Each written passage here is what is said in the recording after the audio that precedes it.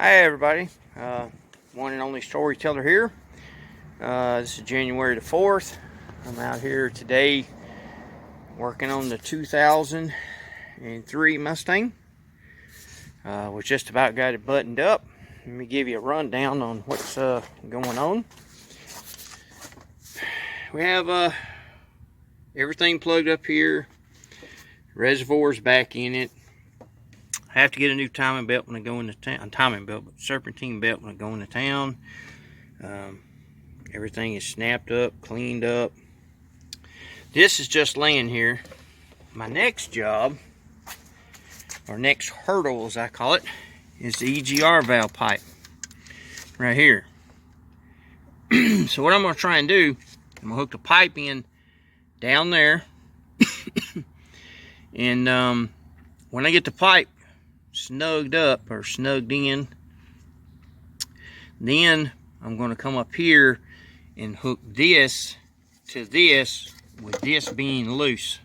So what that allows me to do is to be able to bend this particular part and make these holes line up. I could bolt the throttle body down, but then you're going to have to wind up bending this all up, trying to get it right, trying to get it in the right angle, trying to get it in the right direction. So that's not gonna be an easy fix. I can take this throttle body and I can bend it, push and pull, whichever way I need until I get these holes lined up. That's going to be a much simpler and a much easier way of doing things. Hopefully today I'll have it all buttoned up. It'll be ready to go.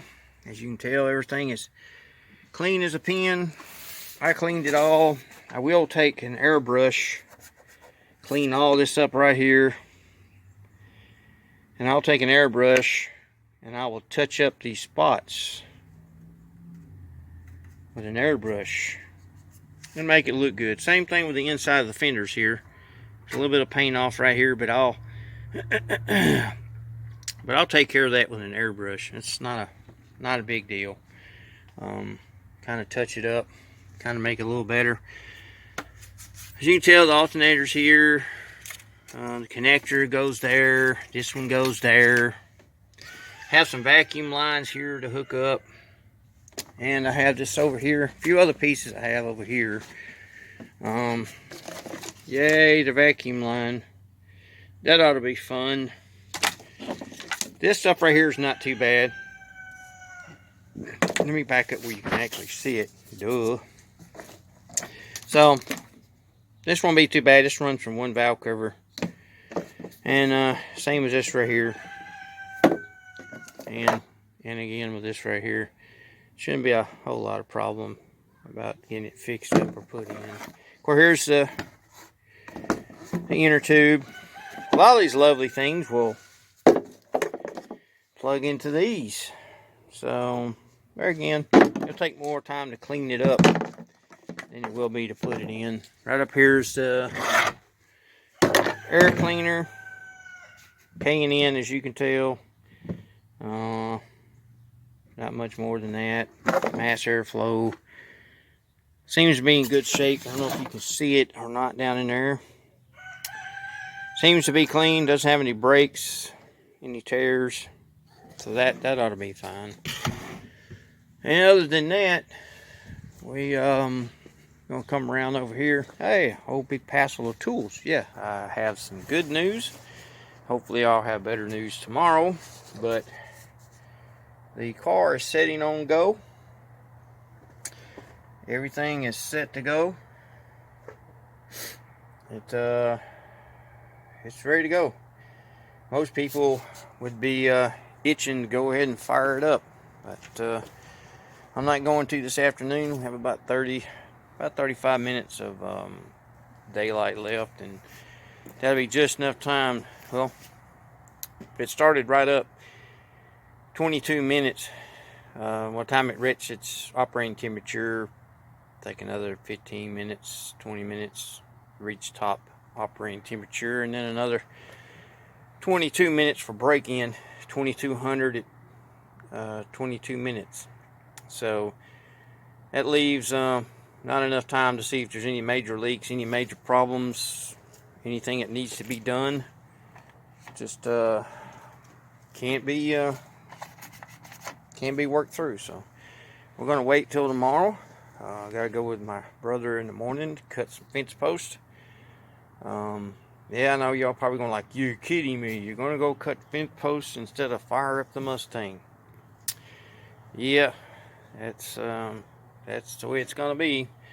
It's been this long. It's not gonna hurt to sit here another day. So if I get done early enough tomorrow, I'll probably might fire it up.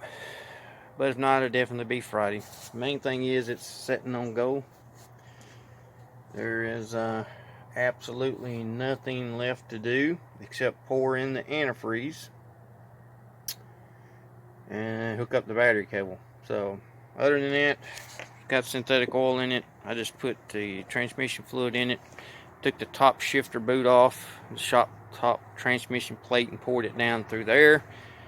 I looked up the capacity. It'll be close enough to run it up and down the road and kind of see how it's going to be, see what it's going to do. I got brand new tires. Brand new tires for it, so when they go to put the tires on it, I'll just get them to raise the car up and go ahead and check the transmission fluid then, and add or take out if it's too much. So it's not a big deal. It'll be enough to keep everything in sync and keep everything moving down the road. And I just kind of remembered something that the wife didn't pick up that was on the list, and that was power steering fluid. Yeah. Wives, I tell you, you write it down, you text it to them, and you still come up short. So, oh well. So, I guess if I wanted to start it up, I couldn't start it up anyway. So, could use brake fluid. A lot of people use brake fluid. I have seen a lot of people use engine oil, as long as it's in the 5s, 5W20 or 5W30. But I'd rather use what's supposed to be in there. So car, she's ready to go. I don't know if you can see the inside. It has some seat covers on it while I was working on it to keep dirt off of the leather seats. But as you can tell, it needs a good washing. It needs a really good washing. The car is sold. The gentleman came by today and asked if it was ready.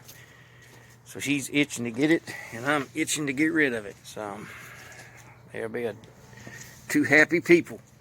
So Monday, I'll start working towards the 70 Mustang. It'll be sitting right here where this one's sitting. So that's that'll be okay.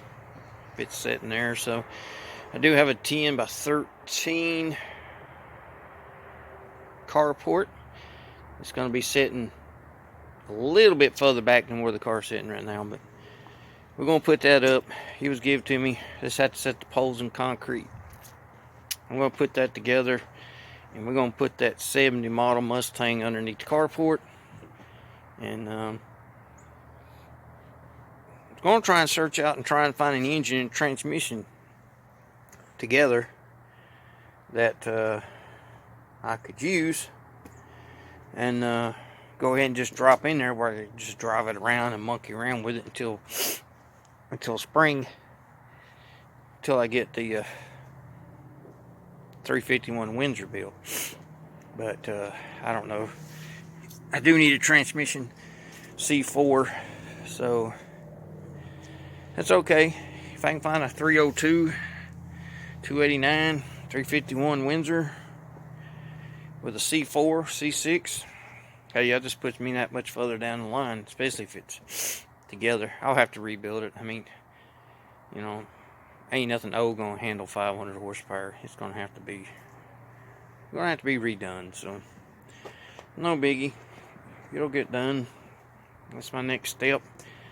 So that, and I'm fixing to put gravel on this driveway. I've had enough of the dirt. I don't like the dirt. Me and the dirt don't get along, so I'm gonna try and locate some gravel. I know it's gonna be harder to lay on if I ever have to lay on it, but I don't plan on it. Inside the 1013 carport, fixing to pour a 4.5 inch slab inside of it, and I won't be laying on the concrete into there. So, but I do need it where I can pull it out, do my work, and then back it back in there, you know. So anyway, I just wanted to stop in, give y'all an update. I'll be filming tomorrow from the time of startup until after break-in. Of course, I'll cut the video down some. There's no sense y'all sitting there and watching it run for 22 minutes unless y'all like the sound of a screaming engine. But other than that, we'll check back in with you tomorrow. Thanks for stopping by. Thanks for watching this long. If you have a comment, I hope it's positive. If you leave a negative comment, leave a positive comment last. Don't leave anybody in a negative situation. Ring that bell, subscribe, tell your friends. You know, I'm made for YouTube. Everybody kept saying I was made for YouTube, and I guess I am. I got 3 projects going at the moment, so ain't that the way YouTube runs? 3 projects, 4 projects at one time. So maybe I am meant to be on YouTube. But anyway, see y'all later.